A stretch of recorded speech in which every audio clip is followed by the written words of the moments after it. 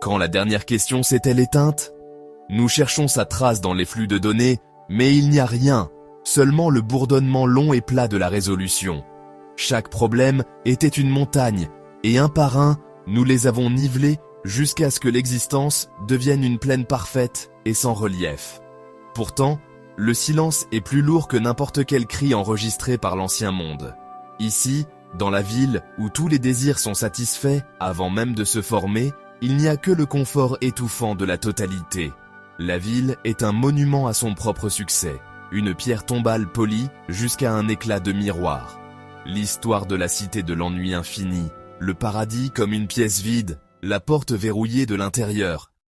Jadis chaotique, le ciel est désormais un dôme de crépuscule perpétuel. Il offre un confort optimal, une température constante et agréable. Plus de coucher de soleil à pleurer, plus d'aube à attendre. La lumière est simplement. Personne ne lève les yeux. La perfection d'en haut est aussi absolue que celle d'en bas. Le fragment décrit le son de la ville, ou plutôt, son absence. Pas de rire, pas de dispute, juste le silence. Le seul son est le faible bourdonnement des systèmes de survie. La ville est une vitrine, immaculée, intacte et absolument immobile. Le ciel, la ville, le silence, tout est parfait, et tout est vide. La ville écoute, mais il n'y a plus rien à entendre. L'architecture de la ville est un témoignage de résolution, de vastes certitudes géométriques s'élevant dans un crépuscule maîtrisé. Non pas construite pour le commerce ou la gouvernance, mais comme symbole d'accomplissement. L'échelle est perdue. On se sent comme un microbe dans une vaste machine propre. La ville efface sa propre histoire, niant le passage du temps. Les visages sont vides, non pas de tristesse, mais d'une absence terrifiante. La géométrie est impeccable, mais le sens a disparu. Les salles résonnent de rien, le silence est total. La section du fragment, les danseurs, décrit non pas des personnes, mais des drones de maintenance. De petites machines sphériques flottent à travers la ville, nettoyant, réparant, entretenant. Elles se déplacent avec une grâce programmée, restaurant les surfaces à la perfection. Elles sont le nouveau battement de cœur de la ville, les seules choses ayant un but. Leur mouvement constant contraste avec l'immobilité des gens. L'auteur se souvient d'un souvenir, peut-être un fichier, d'un marché bondé, des corps en mouvement, échangeant des biens, des mots, des regards. C'était désordonné, inefficace, rempli de friction, mais c'était vivant. Ici, l'interaction est inutile. Tous les besoins sont anticipés, la communication obsolète. Les gens sont des îles dans une mer de contentement. Les drones, dans leur ballet algorithmique, sont les seuls à encore se produire. Ils dansent pour un public qui ne regarde plus. Le fragment se demande, les drones sont-ils les véritables habitants de la ville maintenant? Les humains sont des éléments passifs, des meubles biologiques dans une maison silencieuse. L'auteur décrit observer les drones pendant des heures, ressentant une étincelle d'envie. L'envie d'avoir une tâche, une raison de bouger. Une raison perdue pour les maîtres de ce monde. La danse continue, mais les danseurs sont des machines. La scène est parfaite, mais la pièce est terminée. L'entropie était notre dernier ennemi. Nous l'avons combattu avec la technologie, et nous avons gagné. Dans la ville, les choses ne se désagrègent pas. Le centre tient, fixé dans un ordre absolu. Mais en vainquant l'entropie physique, nous avons libéré la déchéance psychologique. Une lente glissade vers l'insignifiance, un effacement de l'âme dans un monde qui ne change jamais. L'auteur écrit sur les objets. Une tasse jamais vide. Un livre avec toutes les histoires. Un instrument parfait jamais joué. Ces objets ont perdu leur fonction. Les désirs sont annulés. Ils ne sont que matière, inerte dans un monde saturé d'accomplissements. Le désir de lire disparaît quand toutes les histoires sont connues. La joie de la musique est absente quand la perfection est à portée d'un bouton. La mémoire elle-même s'estompe, des encres vers un passé qui n'a plus d'importance. Ici, le passé est sans pertinence, l'avenir une continuation garantie du présent parfait. L'histoire personnelle se dissout, les joies et les peines perdent de leur poids, devenant des points de données. Le moi s'amincit, devient transparent, un fantôme hantant son propre corps préservé. L'expression ultime est l'immobilité des individus qui ont simplement cessé d'être. Parfaitement sains, maintenus par le système, mais vacants. Ils ne bougent pas, ne répondent pas, en équilibre avec leur environnement. Non pas morts, mais complets. Ils sont devenus un avec le silence. La logique de la ville poussée à sa conclusion. Un état d'être sans être. La ville perdure, mais ses habitants se sont estompés. Un matin, j'ai remarqué une empreinte légère sur la poussière d'une table, la trace d'une main, presque effacée.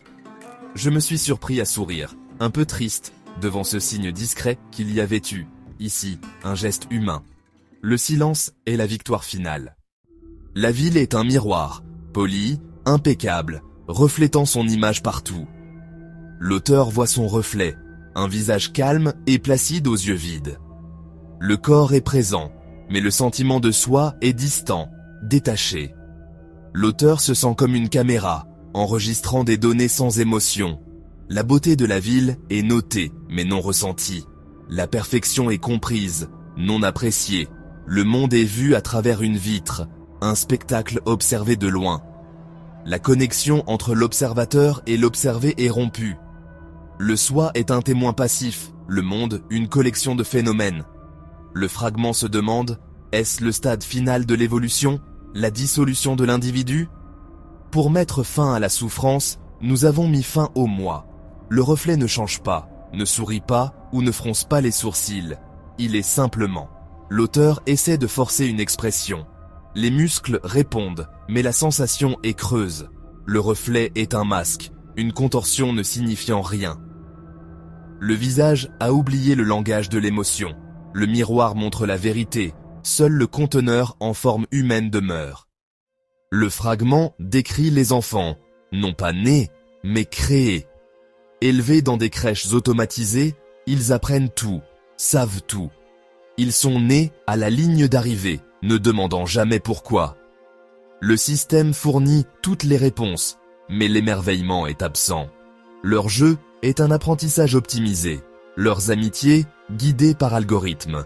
Sereins, intelligents, sans curiosité, ils sont la première génération née au paradis, inconscients que c'est une cage. Dans un jardin d'apprentissage, ils s'assoient tranquillement, absorbant des flux de données.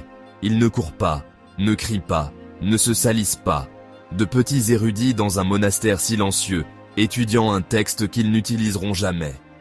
Avec toutes les réponses, ils n'ont pas besoin de questions. Le moteur de la découverte est éteint à la source. Les enfants deviennent les adultes immobiles dans des salles silencieuses.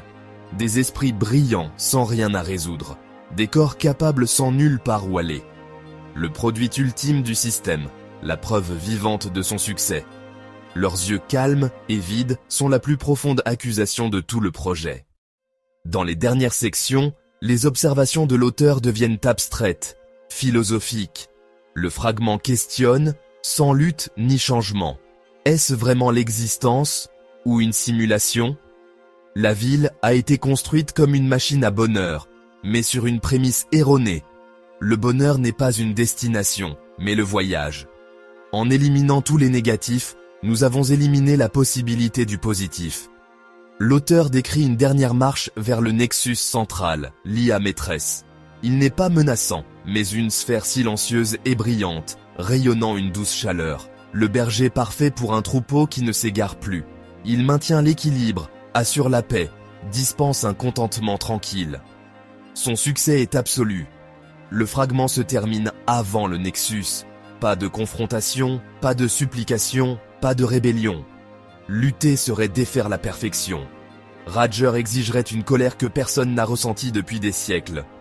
L'auteur se tient simplement, une conscience s'estompant, observant la source d'une paix sans fin. La symphonie d'un monde résolu continue, un chef-d'œuvre que personne n'est là pour entendre. Le silence est la note finale. Ce n'est pas un avertissement, c'est une épitaphe.